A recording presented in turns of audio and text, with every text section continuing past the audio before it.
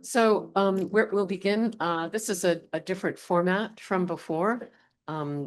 People are not giving individual talks, but I will ask them to say a few words individually about their interest in the platform and how they use parallel platforms in their teaching or research. And then we'll have a discussion, and certainly this can include the audience in the process. But let me first introduce our speakers here. We have Amy Bryzgel in the center here, who is a scholar of Russian and East European literature, no, art, sorry, performance art specifically. She's written 2 books on performance art. She's authored foundational books on the field, previously taught at the University of Aberdeen, and serves on the Art Margins online editorial collective. And I will add that she was the first Dodge Fellow here. So she really ended up working with the collection at a very early stage when we didn't have artist files. We had almost nothing. Then there's Emily van Buskirk, who is a professor here in the Slavic department, or Russian East European department, right? And former director of the Rutgers Russian and East European program. She specializes in Soviet prose and memory studies, having authored an award-winning monograph and edited a range of volumes. This was Lydia Ginsburg, right? Yeah, right. Wonderful. And so Yasha Klots is over on the far end here. He's an associate professor of Russian and comparative literature at Hunter College and the CUNY Graduate Center. He studies emigre culture and Gulag narratives and co-founded the Tamizdat Project, a nonprofit press on banned literature. And here I'm very curious to learn what parallels he imagines having with this our current platform. And then finally, Mark Lipovetsky, who is a professor and chair of Slavic languages and literatures at Columbia University. His scholarship focuses on Russian postmodernism and Soviet underground culture. He's authored numerous influential articles and books, and directs Columbia's Contemporary Culture series. And I will just plug, he's co-edited a major book, the Oxford Handbook on underground, it's underground art. Yeah, art, underground culture. Yeah, literature and culture. And it's a mammoth project, and it's continuing to expand, I understand. Yeah. So with that, I posed a few questions in advance to our participants, and I was just going to ask each of you in any order you like, but maybe with, I'll start with Yasha, on these questions about parallels that people have not had a lot of time to sift through our platform yet. And so I was interested in academic parallels in the visual arts, because many of us in our own research have to engage them, but also literary, the fact that you're doing anthologies, the fact that you continue to publish and search for lost and missing narratives and literatures. I was wondering what you have to offer on this question. So should I start? Yes. Okay. Yeah. First, thanks so much for inviting me here. And I actually did get a chance to look at this brand new website of the Zimmerli Art Museum and the Dodge collection, and was just mesmerized by how kind of close the approach to curating a website, whether it's a website or a potential or even an already existing archive of visual arts from the late Soviet period, remains kind of a question I have to ask in return. Just what is it going to be ultimately? What can it become? But even now, reading the landing page as follows: this encyclopedic array of nonconformist art extends from about 56 to 91, from the beginning of the thaw to the dissolution of the Soviet Union, and that the collection includes nonconformist art produced in the Soviet Russia and beyond, in the ethnically diverse republics, etc., etc. So this is something year to year that very closely resonates to my work on the Tamizdat project, which is the press that you mentioned is perhaps the most recent development, but it began as an online archive of not so much the publications themselves of what we refer to as Tamizdat, but of the documents that help us reconstruct their stories of circulation, first publications, and of course reception. And the system of kind of filters that we have on the new website, which is different from the previous, and the kind of scope, really taking it beyond Soviet Russia itself, of course, by including multiple, what we call realms, not so much country, because after all, it was the same country legally. So yeah, we kind of try to be a little unorthodox about just how the filters would be called. And when we take it from the literary context, which I think it's been mentioned here today before, we kind of tend to know more about the technicalities, about how those paintings ended up across the borders, right? How they leaked, as we kind of tend to say, to put it, speaking of the manuscripts, which of course were microfilms. It's not something that you can really do, of course, with this. So this, I feel, is just a really unplowed field. And of course, the Norton Dodge collection and the archives have probably a lot to kind of reveal just about the process. What was historically also very resonant with the literary counterpart of Soviet era, late Soviet underground nonconformist art is the year, right? The start of the cultural exchange and the academic exchange programs through which I believe Mr. Dodge first visited Moscow and then kept going.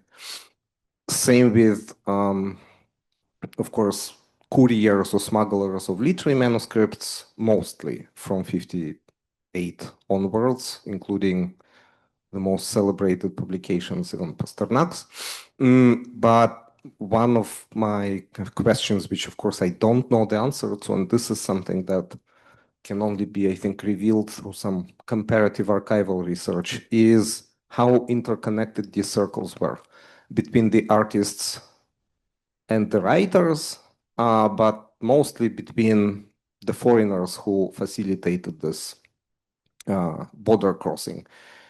Yeah, I kind of intuitively or simply suspect that it was much more interconnected than we tend to think. And of course, the environment of the museum, virtual or not, does not really suggest that it's as connected to the literary kind of underground, I mean, the pathways of the underground as it may actually be, may have been. Yeah, this is maybe it's not really an answer to the question. It's a great start. Yeah, in what you're saying, I immediately think, I mean, this is one of the tensions that's always existed for the Dodge collection, and that is one of access, meaning broad access, and the problem of, well, for one, there was always a problem of secrecy, of how things moved around, which somewhat distorted the narrative of these interactions. Many of us were involved in helping him, let's say, but he also did things officially. So that overlaps. And that's something that I think we want to pursue, are these interconnections between writers. In some cases, it's very obvious what we might do. In other cases, less so. But yeah, so I see, yeah, very, very important parallels there. Yeah. Mark, would you like to leap in? Yeah, I would love to leap in, but I'd rather go to the podium because I have my presentation there. It's very brief, Please. Go right ahead. Yeah. No, it's Yeah. No, it's fine. We have lots of questions. too. I cannot do without presentations because Okay. these are my notes, basically. Uh-huh. I think so. Yeah, it would be lovely. All right. Okay. Sure. So that's where we begin. Right? Nothing consensus. Sorry, colleagues. It's fine. don't go off that. So Yasha, we'll speak more about this, but do you see specific, are there specific instances of kind of interaction and overlap that you immediately picked Right, up right. on? I also spent a couple of days, unfortunately, only by looking at the new website, and I'm like Yasha, I'm very impressed, and I think that you can see all these things that I love to mark as huge advantages of this virtual museum, right? And that it is multinational, multicultural, especially that it covers, I think, 70 years. So technically it says that it's up to 91, but looking at paintings, you can see them way beyond 91, right? And that it is multimedial, and it, I hope in the future it will allow a multi-directional search. At least it's designed to allow. So far it doesn't work yet, but it will. I think that it would be, I don't know if it's a part of the future development, it would be great to have a network of internal links connecting different articles and essays there. Right. And I started thinking, as you can see, I'm dependent on PowerPoints, and I'm thinking as a teacher how this website can be used for teaching, and teaching both undergraduate and graduate courses, right? So, for example, for undergraduates, I would begin with the simple, such a simple thing as a scavenger hunt, right? Finding the most interesting, weird, controversial, mind-blowing artifact, right? I understand that sounds silly, but we know our undergraduates that they need silly assignments, and they might force them to do something more smart afterwards. Then another kind of assignment that I can think of, it's just projection, what we may be called connecting the dots, giving the number of persons, artifacts, concepts, subjects, and suggesting to connect them, which of course imply reading through website, going from one entry to another, going to the research part, looking at the articles, and that might develop into the independent projects, of course. Then using the diversity of subjects, genre, form, media, comparative analysis can be done on different levels, on thematic level, on the medial level, on the formal level, and that might be, of course, the work not for an undergraduate. That's where graduate students would feel much more comfortable. And eventually, I think that the sort of borderline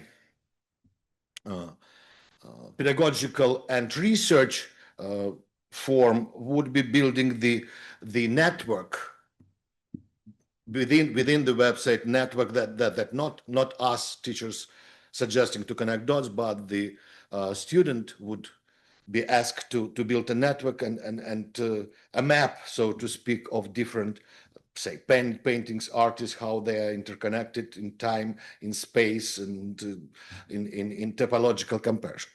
At the same time, I think that since this virtual museum has its specifics, it might be interesting to try going beyond its invisible walls, right? And I'm thinking in this respect, and I worked with this website, the Post-Soviet Public Sphere, that was designed by a group of young scholars under the leadership of Maya Vinokur from New York University, but it included a number of scholars, and they later published a volume as a part of this project on the same title. And their structure is somewhat similar to Zimmerli website, so it has long list of names, right? And if we look at the, say, for instance, Bukashkin, right? So that's what it will show. That there are more there. They also have years and you have years under the subject category, which probably can be developed into separate column, right? So years are not exactly subjects, right? So the periods maybe that I understand it's architecture of the website, which I understand nothing about. But that might be more useful. And for instance, if we go with this website to 1989, we have such list of. I think you don't see anything. I hardly can see anything, but it includes a number of artistic projects. Alexander Branner's performance, Osmolovsky's performance, and some others. So it is cross-pollinated with the Zimmerli website, right? There is also the topics, and topics are also very broad, from end of history to hexagen, homophobia, imaginary West, poetry, pop culture, etc.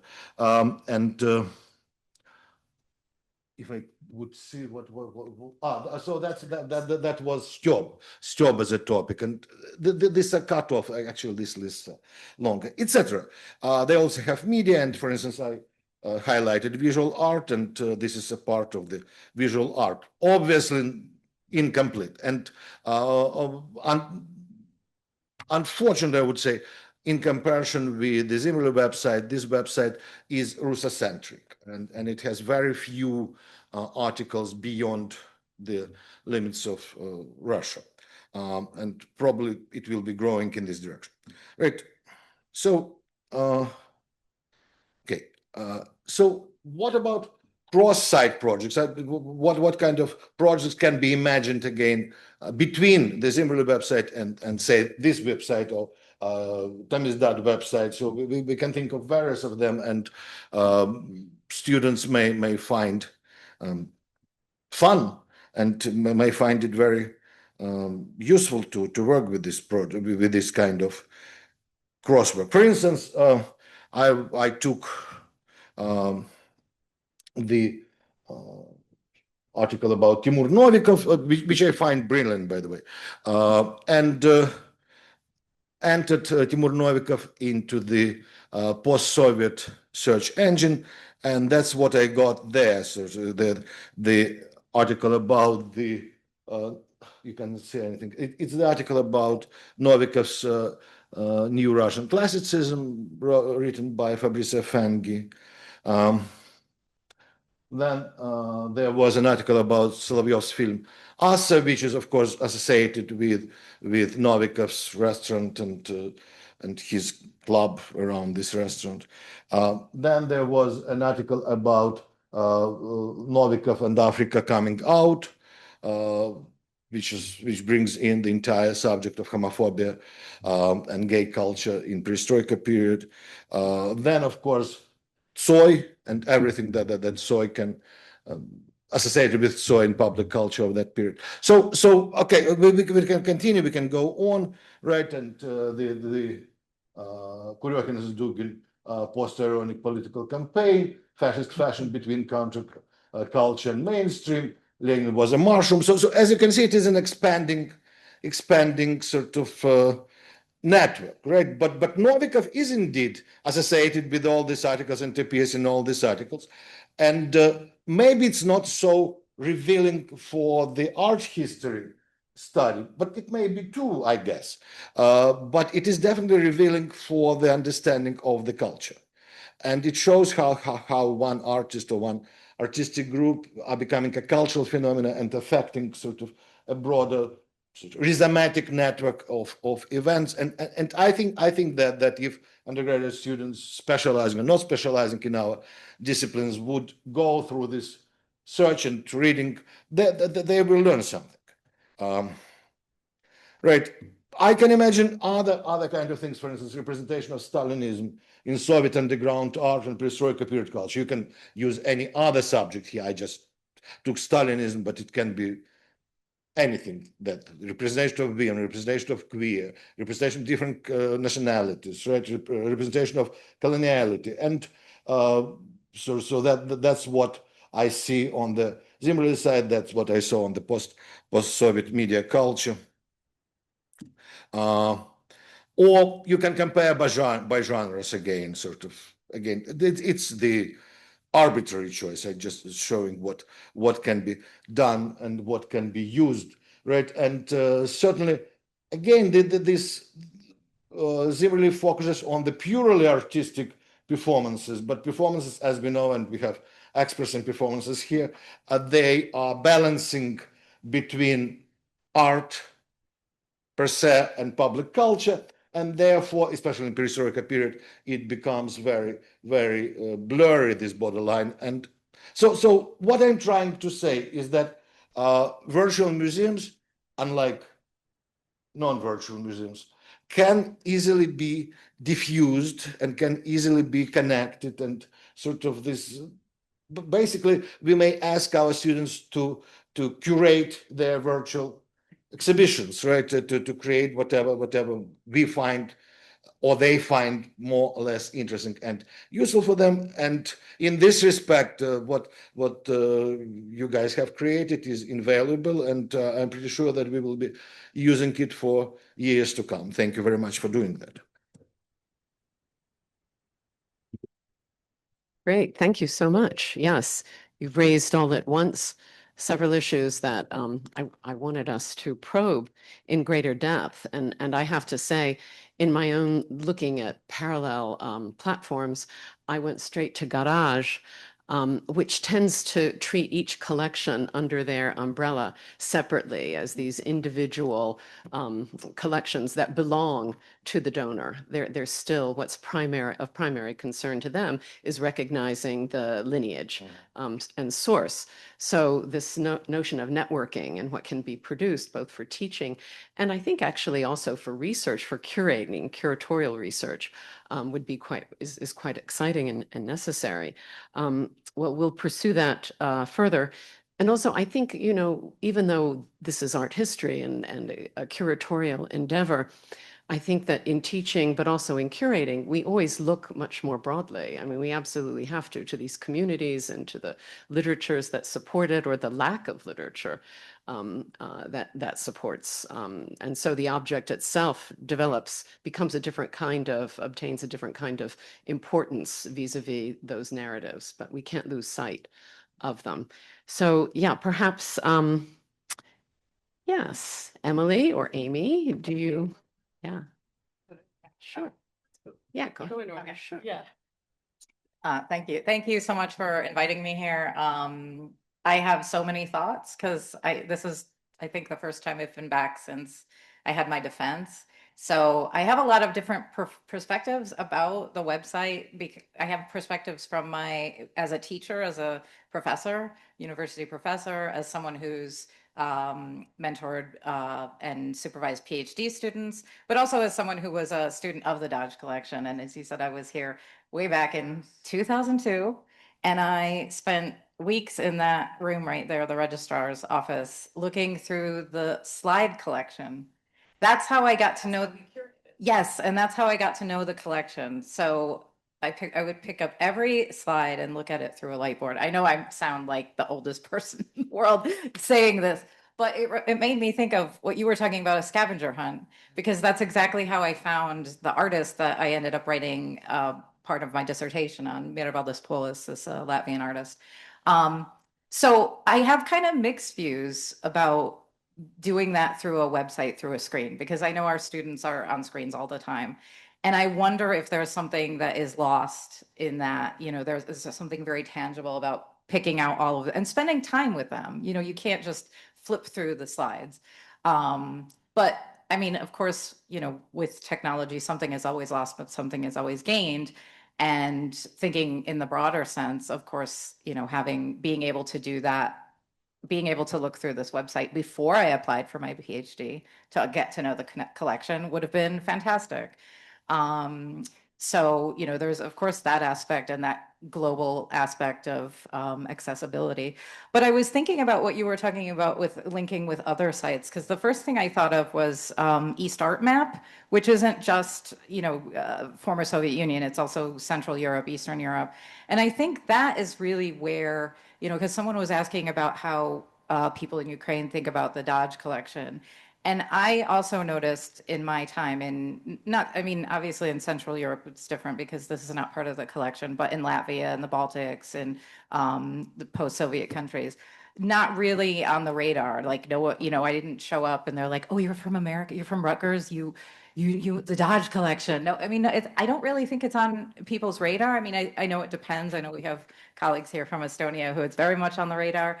But I think that's where it could be really beneficial to link with all of these other databases, and especially like you said, to provide that to link with not just art, but the context of other disciplines, because I think all of us who teach on this part of the world, I mean, it's just so different. Like when I teach abstract expressionism, I don't really go that deep into the history because it's, well, A, we're in the States, and B, it wasn't, it was formalism. It wasn't supposed to be connected to the history, but you can't teach, like I have to teach an entire history lesson before I teach any decade of this. I start with I go 1880 to the present, and even pre-Soviet, and you have to talk about what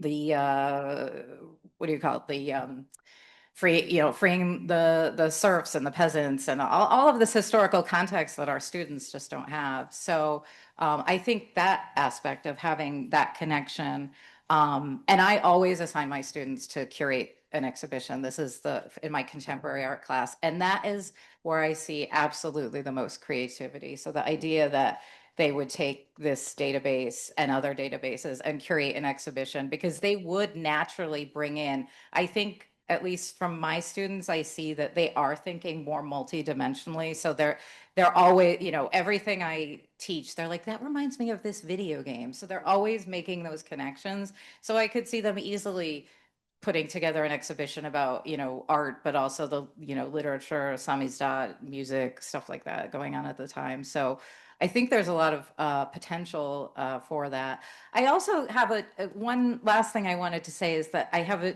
different perspective about like a database from sort of another personal perspective, because I tried to create one myself on performance art in Eastern Europe, and it still exists because I didn't have the heart to I put all that work into it. And the idea was that I was going to have, and people have told me that they've found it and they've used it for certain artists. So when I was doing my research, I was traveling all over Eastern Europe, and for every artist I met, I wrote, it's really like a blog. It's not anything academic.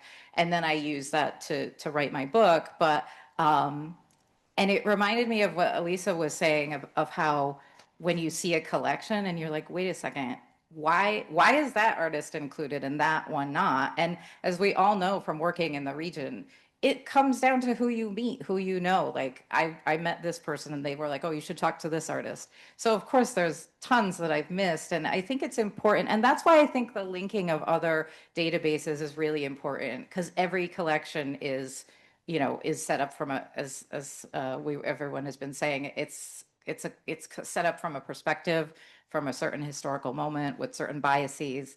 And so the way we can maybe like we're talking about decolonizing, the way we can do that is by connecting with these, filling those gaps, but linking those different pieces of information. So those are my thoughts. Yeah, thank you. And congratulations on the website. It's quite an accomplishment. I started to explore it and had some trouble with it, but I know it's, it could have been my own cookies or something preventing me from revisiting. Who knows? What I'm going to say, I haven't done, I haven't really taught with a virtual, art website. I teach literature courses in which I use some visual material, and I'm coming, out of the trenches. I just taught a few minutes ago, and I'm sorry that I missed a lot of the conference. So when I was asked to participate, I said, well, I take my students to the Zimmerli Museum. Can I talk about that? So I want to talk about that just a little bit, if you'll forgive me.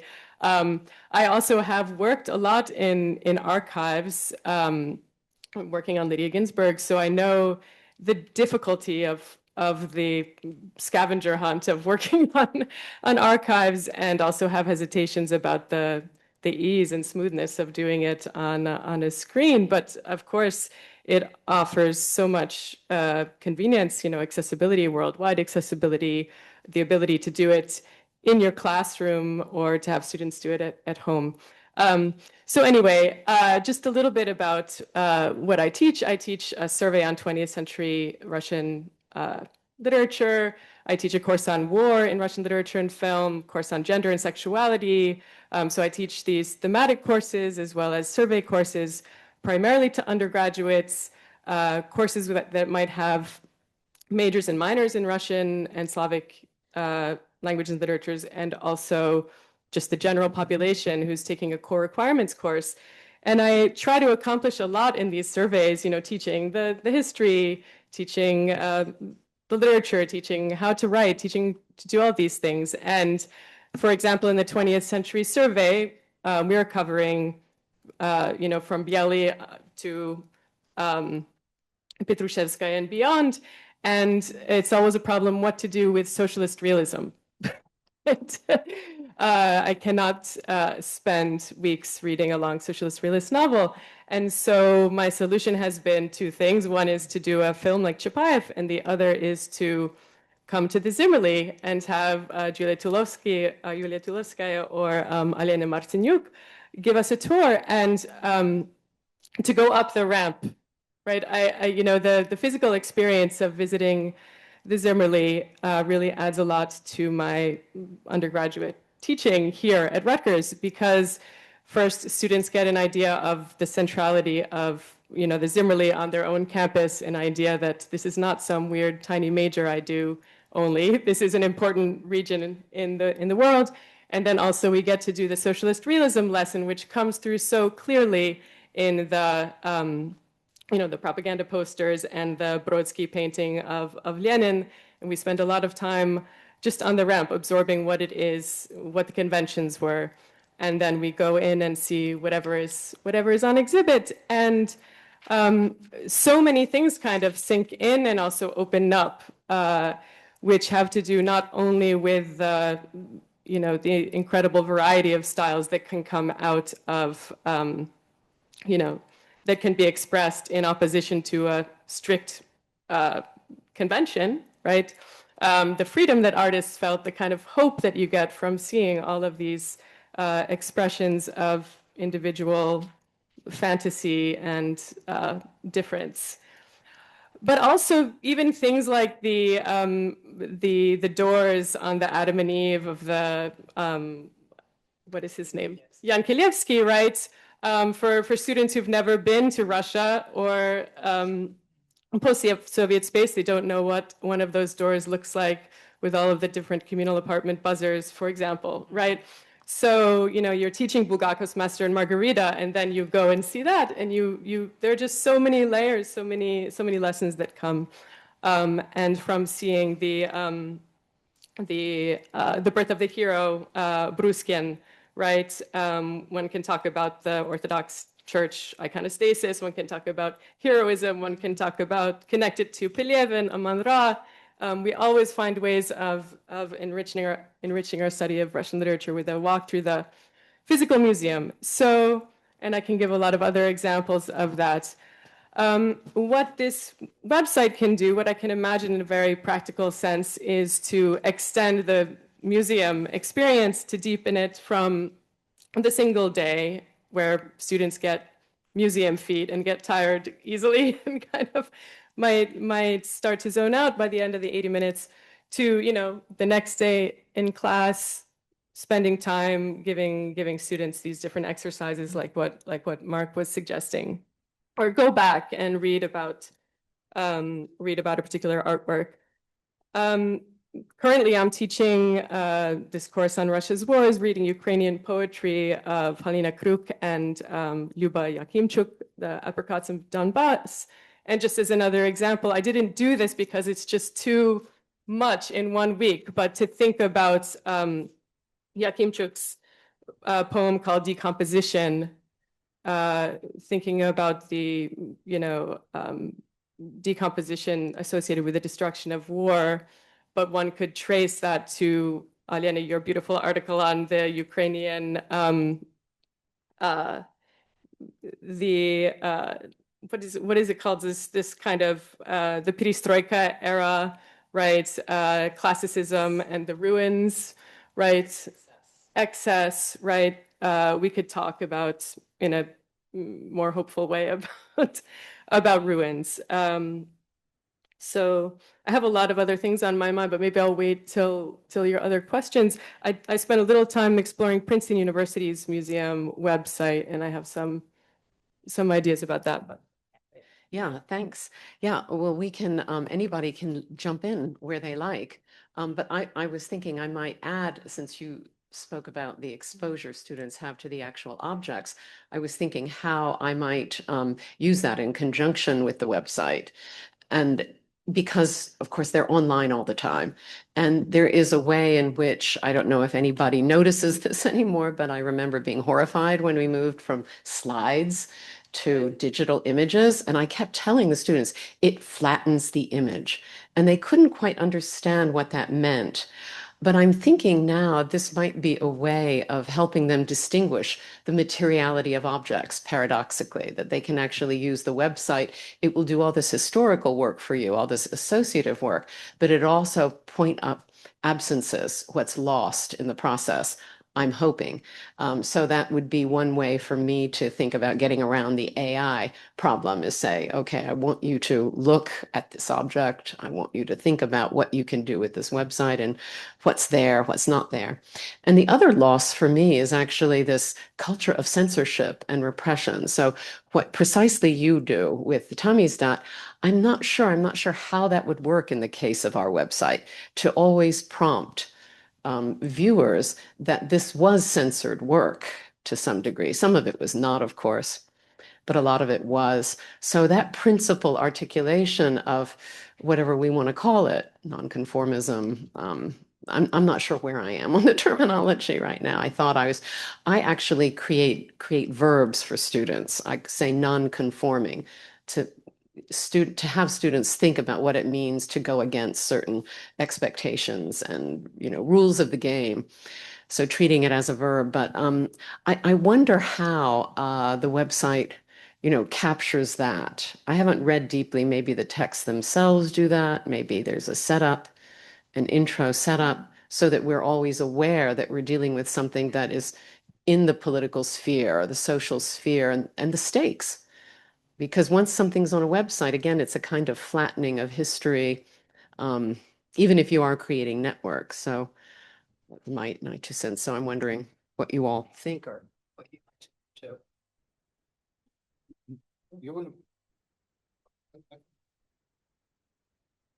If you don't mind, very briefly, I think that the research section of the website provides this information or can provide it more prominently. But I don't remember how many essays are there, 5 or 6 maybe. And if there are more, and if these are not only those essays that are written specifically for the website, but also links to existing works, and they may be somehow systematized. I think that would answer these questions and that would provide the necessary background. Basically, what I'm thinking that the website like this one is a model for a new kind of textbook, a very flexible textbook that can be redesigned for each course we are teaching and different disciplines that we are teaching. Right, and so we can move along and assign specific sites, parts of this website, and that's it. I don't know. I haven't used textbooks in ages, and we always compile some readers, sort of as it says in Russian, as they say in Russian, na kolenke. But here we have a professional work that allows us to do that.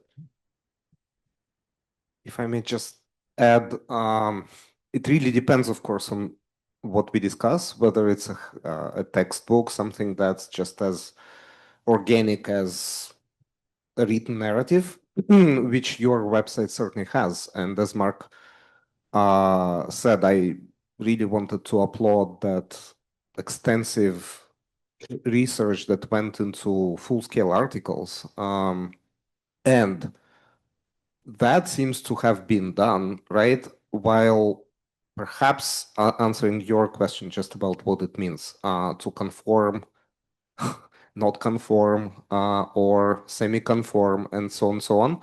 That's a much more difficult task when you're building a model, right? If you want categories to be in place, you somehow have to come up with a principle. Just what principle are you using to determine which category this work or another belongs to? And with Tamizdat project, that has been there since the very beginning. What is Tamizdat and what is not, right? So Nabokov is not. So the principle is much more obvious, probably with publications, with literature. Was it published inside, behind the curtain, or was it not?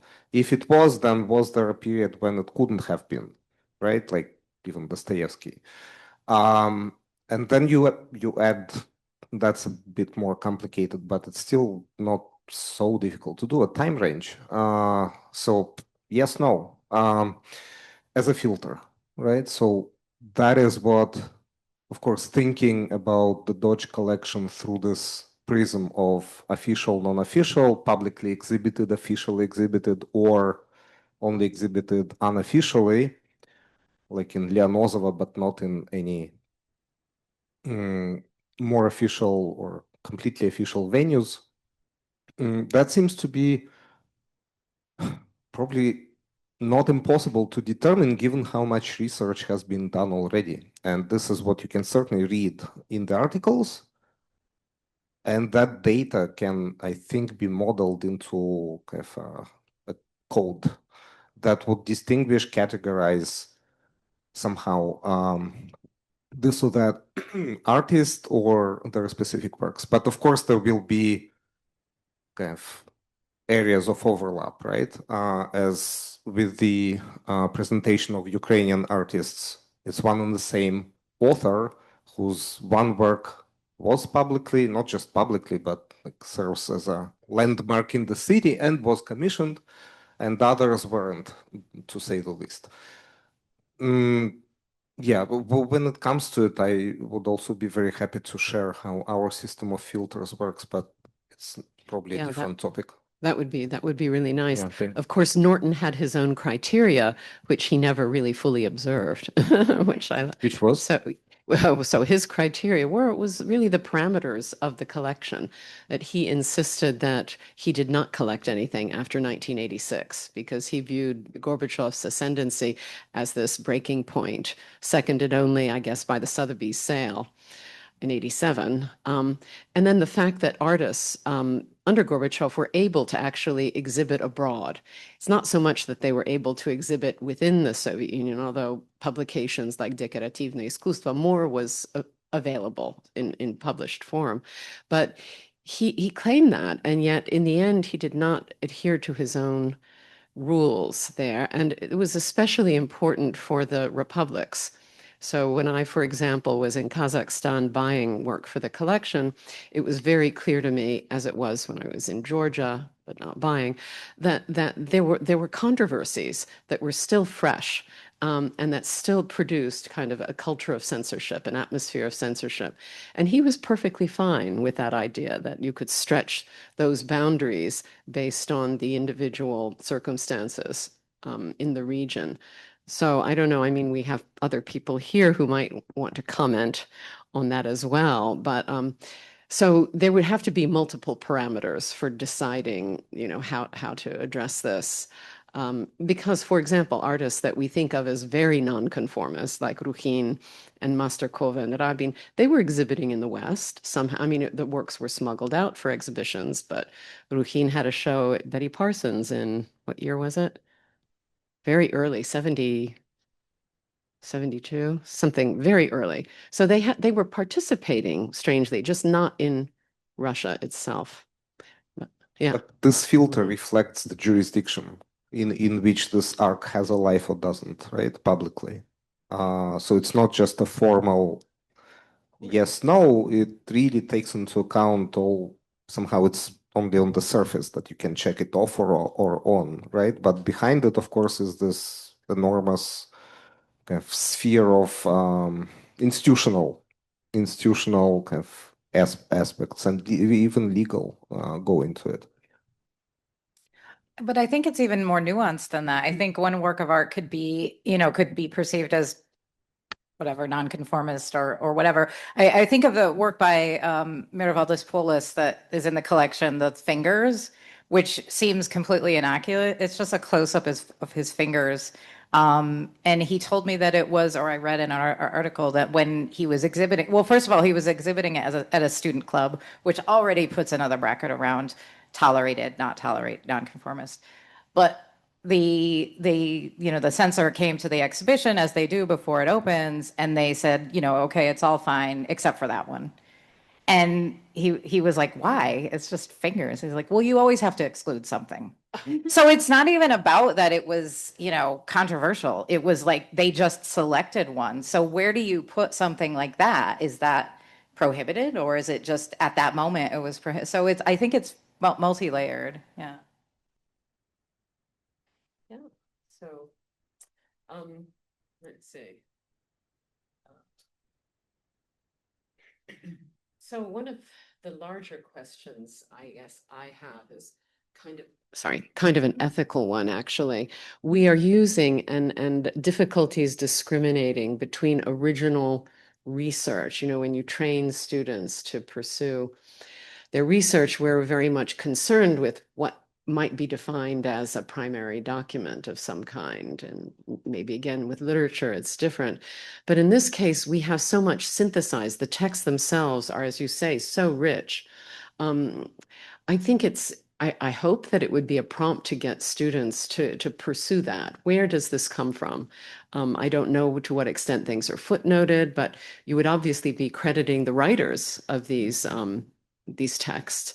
But there are these layers kind of that need to be excavated just in terms of method, but also ethics. Where is the artist here? Where is the artist in relation to the writer? That I want to mull on that because I teach graduate students and they need to think those problems through. Yeah. Yeah. How does it work in the actual museum? I think some of the blurbs about the paintings are signed by particular graduate students or authored by, and some of them might be anonymous, or the author might be we don't know, right? In a museum. So I think on the website, I didn't explore enough, but there are definitely authored articles, but there might be. All the articles are authored, the research. And what about the little blurbs about paintings? They're all authored, are they or not? These are not annotations. There are no just annotations. Okay, and there aren't planned annotations that would be anonymous. No, okay, it's good to know. So then it kind of makes it easier for the student researcher to understand the genesis of the scholarship, which I think is an important piece, a lesson, especially when you have a digital resource like that, right? Yeah.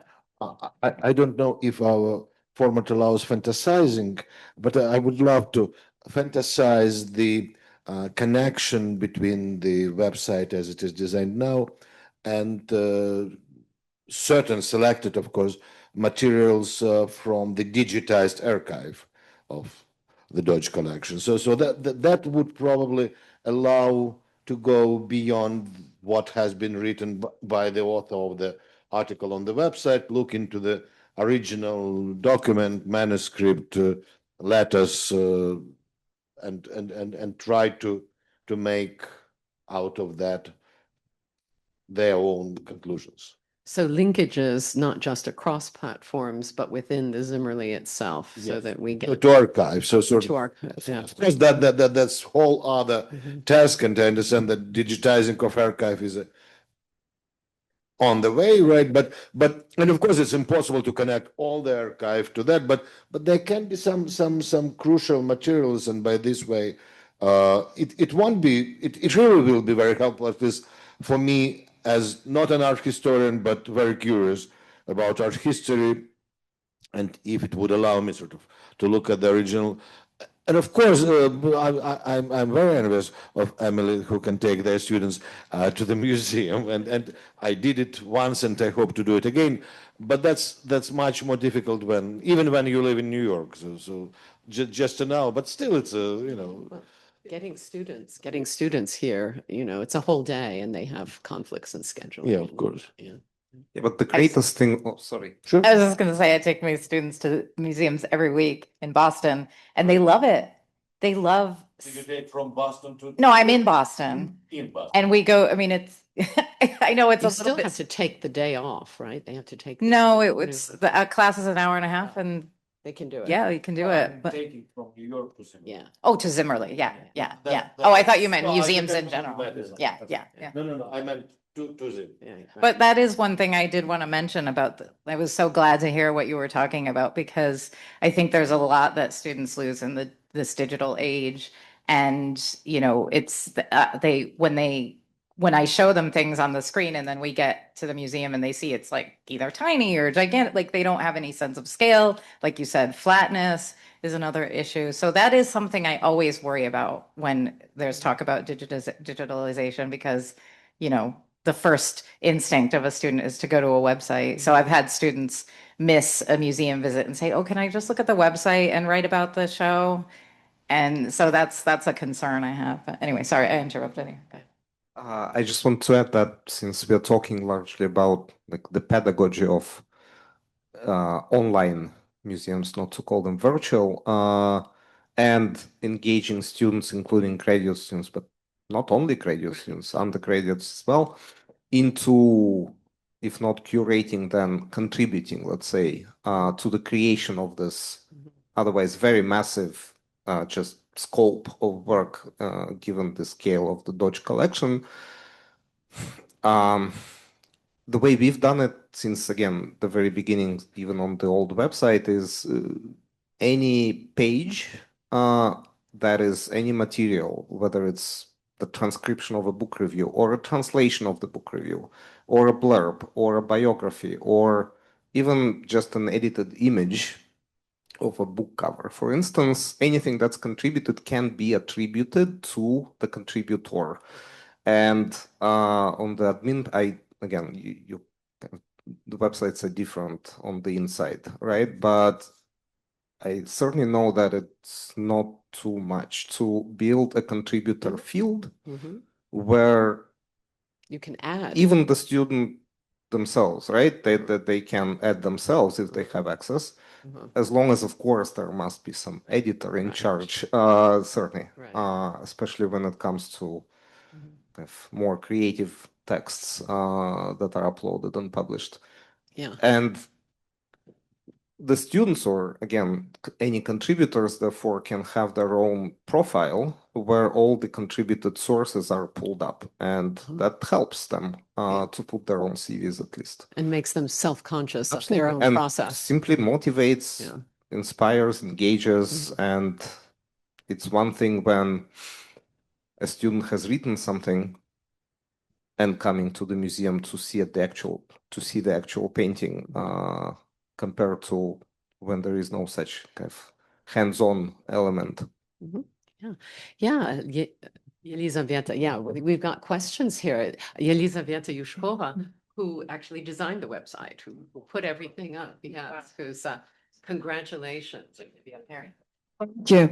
I am just making myself not to jump from my chair, because many of the things you're talking about here, I want to participate in this conversation. And first of all, it feels like this conversation, I wish that this conversation could have happened when the department had this project in mind, like a sort of strategic session, what you expect from the website. And I really want to answer some of your suggestions or concerns, because Emily, I received your email. It's not broken. I just have to show how it works, and I don't want to spoil my tomorrow's presentation demonstrating the website. I just want to say that this is a resource, this is a newborn resource that is now live, but it is still at its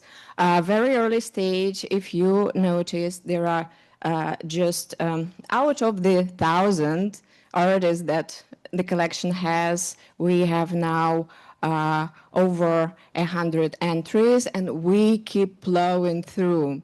We keep plowing through. And the thing is about teaching, about this resource as a teaching resource. This is the essence of my comment here.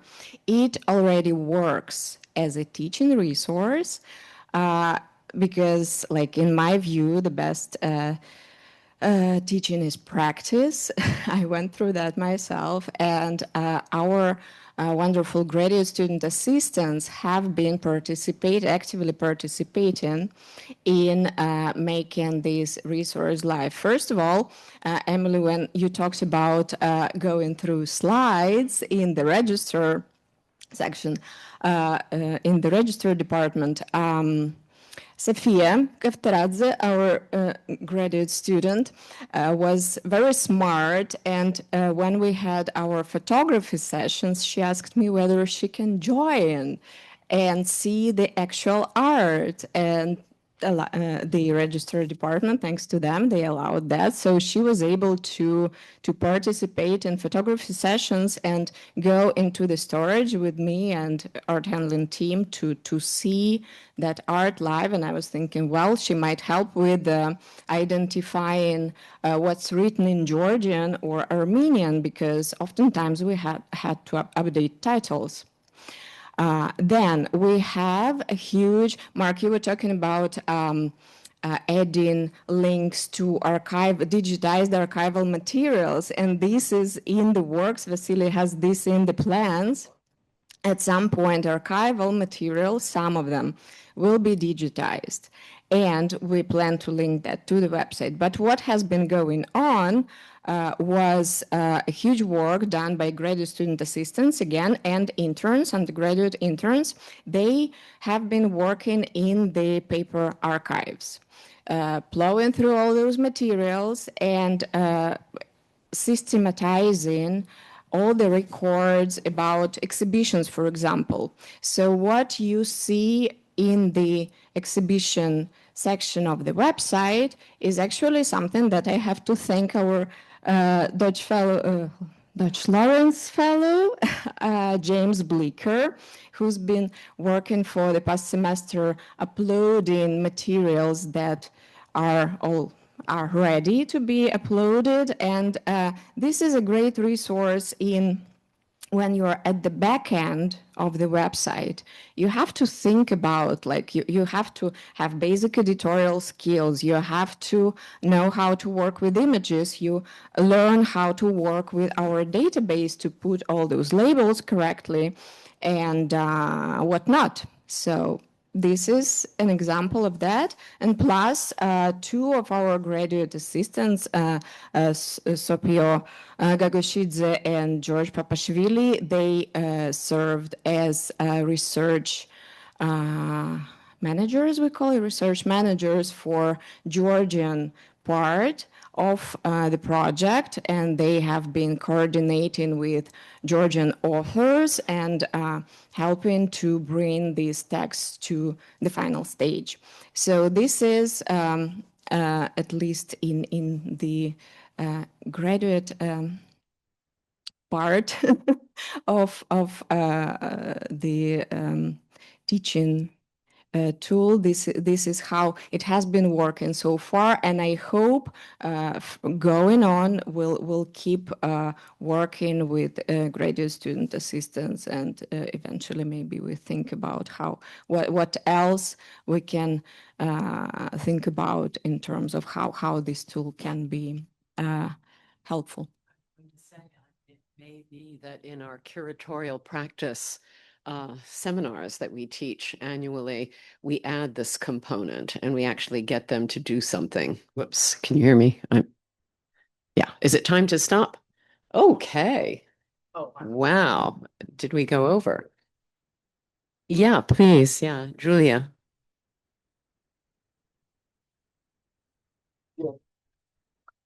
You asked about how is it clear from the website that it is the art of resistance, and I, second Mark in notion that it is visible on several layers. First of all, there is an introductory article about Norton Dodge and kind of the raison d'être for the collection, where it tells the story about Norton, how he was coming to the Soviet Union, how he was fascinated that the people producing art against all odds, and that also defined nonconformist art very broadly as very kind of inclusive notion.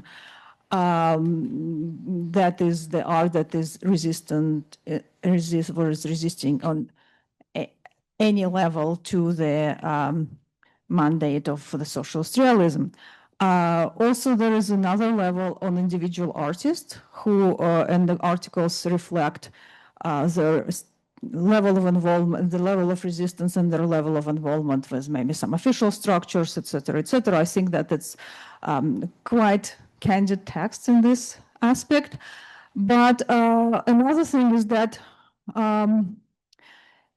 in addition to being kind of created under these circumstances, it is the art of resistance is just one aspect of it, and there is a plethora of other, topics, reasons, presentations, and we don't want to kind of shorthand that, and we want to present this art in the plethora of meanings and I think this is one of the points that it is a very diverse body of material across very large area that consists of very different regions with very different agendas in kind of in terms of politics, in terms of aesthetics also.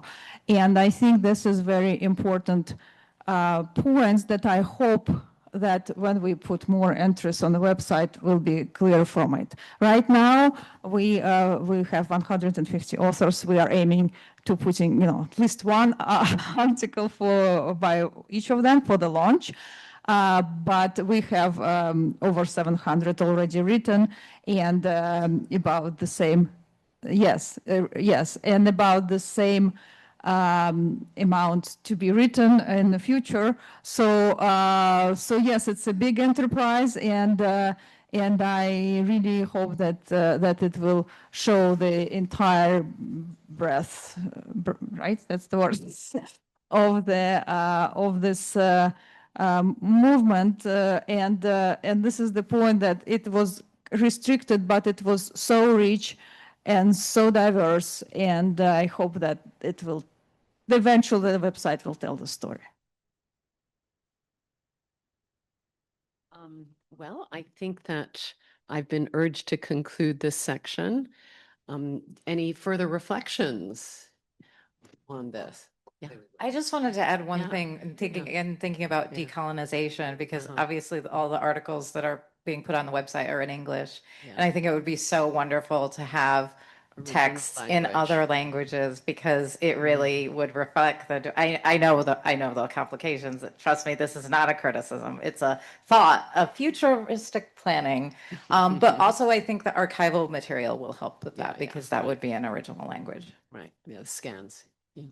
Yeah, I also meant to mention the, the geographical and cultural range of the museum and how that is also useful for, for teaching, decentering Russia in the teaching of Russia in Eastern Europe. And my students, that does sink in for them. I know the Zimmerli has already changed its physical museum exhibit space to feature artists from around the former Soviet Union. And so it's a kind of lesson in cultural geography and history. And I also think that would be a wonderful idea for the website to, have multiple, so you can toggle between different languages so that it would be really a resource for scholars around and students around the world. Yeah. That's a great point. Yeah, Mark. Yeah, I just want, I didn't know that 700 articles have been written already, and 300 or 400 more are to be written. But even these numbers show that this website is indeed just a facade of the huge research project. It's sort of the institute would of many people would do this, and I think it would be very beneficial for the entire, I don't know, community, as they say, or of colleagues of graduate students working on that material all around the world to be somehow engaged into this huge enterprise and sort of, and I'm sure that people will be happy to contribute to it. I don't know how to do this organizationally, but I'm thinking that you're building some Tower of Babel, and everybody wants to add their little brick into it. Nice. And I was just going to point out there are so many the databases that I see in Estonia, for example, when I look at Kumu's database or the Tartu Art Museum database, there's so much detail there and scanning and the material, the analysis of materials. I think that there's a level at which the object itself benefits from this kind of this kind of networked comparisons. I don't know if we actually, we have works by the same artists, and I don't know that we treat them the same way in our descriptions, but so much work has been done in these places too. I think we stand to continue to benefit from that. So, well, thank you all. It's really great. Thank you. Yeah. Thank you. Sorry? We do. Oh, more questions. Oh, I thought you. I'm flexible. Yeah. So any more questions or comments? No, it's George? Oh, okay. There's Olena. Karen.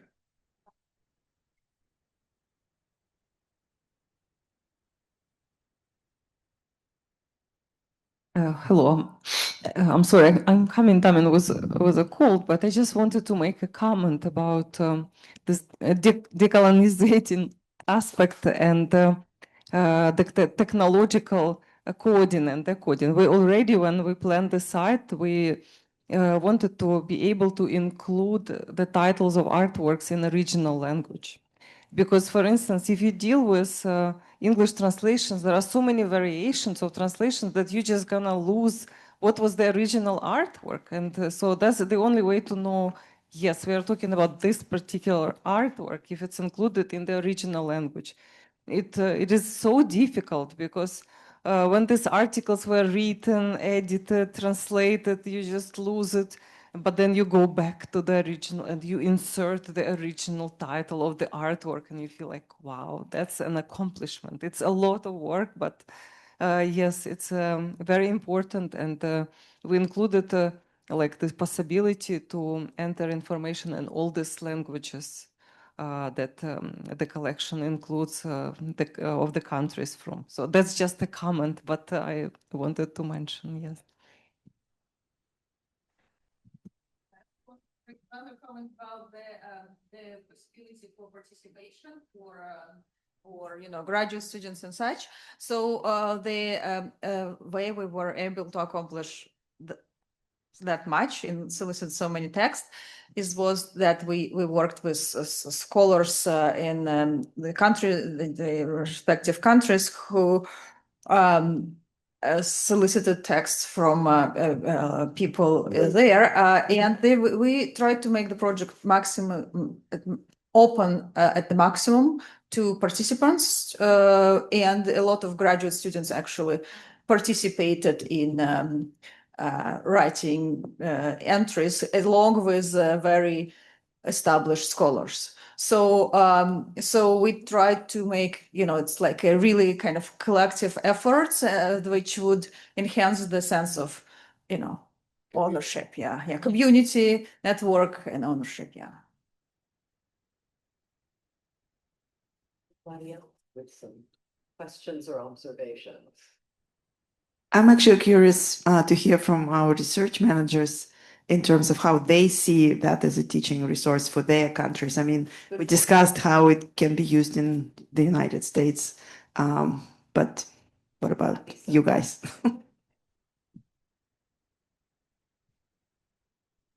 Yeah, there's a lot to comment on actually, because from Latvia, I commissioned around 100 articles actually, and I worked with 15 authors. This is why actually I think it's very important to mention that, yeah, there is the author's work, and each essay is actually more like an essay. And in Latvia, we had this problem that we actually don't have any other database to base the knowledge on. We don't have a museums database. We don't have much. So basically, each article was kind of built from the scratch in a way. I mean, there are artists who are more known, and there's like plenty of books or catalogs, but then there are many artists who don't have even any entry written about them. So this is like a very, very important resource for the future researchers. I mean, for me alone, I was going through all these articles, and I was like, I already built a certain knowledge about my research. It helped me a lot in a way. So I think there's different ways how it can be very useful, not only for for us in our countries, but obviously for everyone. And I think it just has to become more and more visible. I think it has to be promoted more, and talked about more. Yeah. Hi, thank you so much, everyone. This is so exciting. I've spent the talk kind of browsing the website. So two kind of like maybe perfunctory things, but if we're concerned about citation, I mean, I think that should just be flat out stated somewhere on the website if it's not already. So either on the about page or even at the bottom of every article, like give the citation, like don't trust the student. I'm sorry, I'm not a professor either. So like, just don't trust the student, don't trust anyone. Just slap the citation on every page or on someplace very visible. I work with a publication. We constantly get requests about republishing, citing, et cetera. We point right to the about page. We say on the about page, you'll find how to cite any article from this website. So that's just perfunctory. And the other thing is I know nothing about the internet and how it works, but the SEO, right? This thing, search optimization, like Carlo Kacharava, a Georgian artist, excuse me for the mispronunciation. I just Googled him. The site doesn't come up at the top. I want to see your site at the top. So I don't know how that works, but let's get it to the top. It's a baby. It's a baby. Give it another week. Google just started indexing it yesterday. That's also because I'll be honest, other music, I wrote a text once about an artist, and it's cited so often. It's like a little biography text, and I wish it weren't cited so much, but it's cited because it comes up as one of the top hits for this artist from a big institution. So keep going. You got this. Yeah, you got this. Keep it at the top. Congratulations.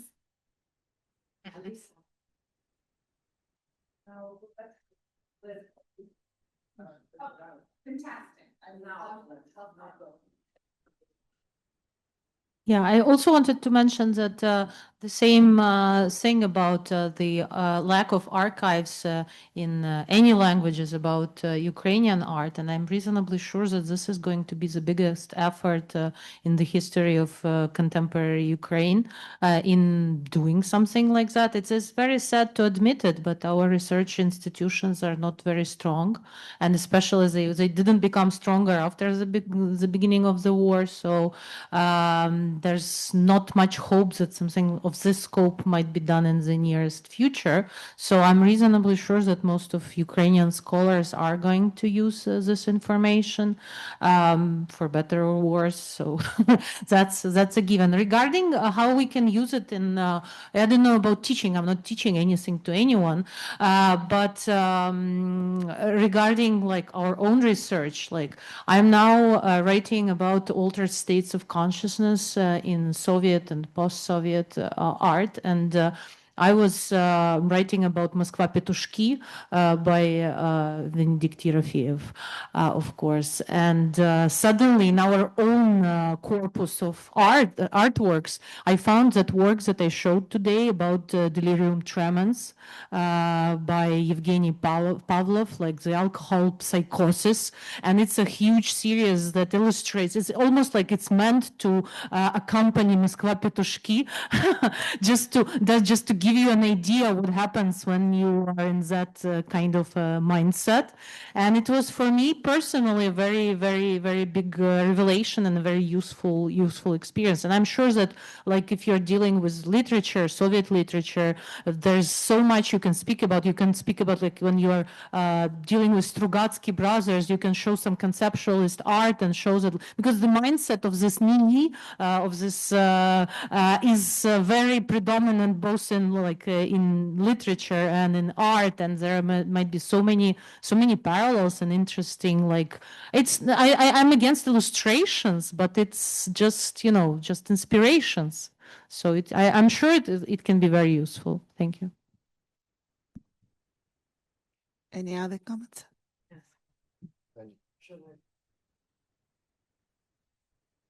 Just a short comment. Yeah, I can talk about the Estonian context. First of all, this new database website will be much awaited among my colleagues in Estonia, because every time that I come to Zimmerli, my colleagues tell me, please bring me Dutch database reports. You know what I mean, yes? So I hope I don't have to do that anymore. But you don't, because every exhibition has a checklist as a PDF, and you can access that.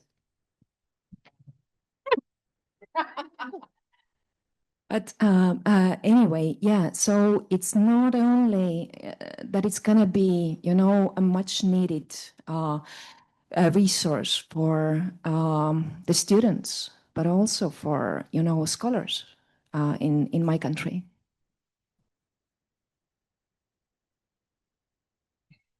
So I just wanted to respond to your comment about teaching. I'm based in France now, and I don't get the luxury of teaching a course on Belarusian art. I'm lucky if I get to teach, within some kind of survey, one class on all of the Eastern European contemporary art. And what I really appreciate as a function on the website is the keywords where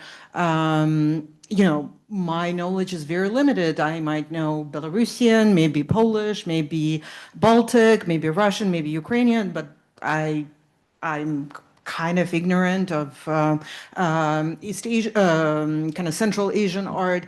But by going by the keyword, I can actually see the artists who are working, I don't know, in abstraction, who are working with performance, who are working with book illustration, and just kind of use that as a starting point to build, let's say, a lecture on a particular that would be thematic, that would allow me to actually present a variety of work, even if it goes outside of what I've been taught and what I know currently, right? So for me, that's an incredible feature that I'm very excited to use.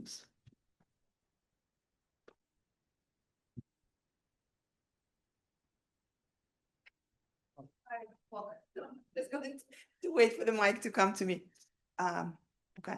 Any more questions?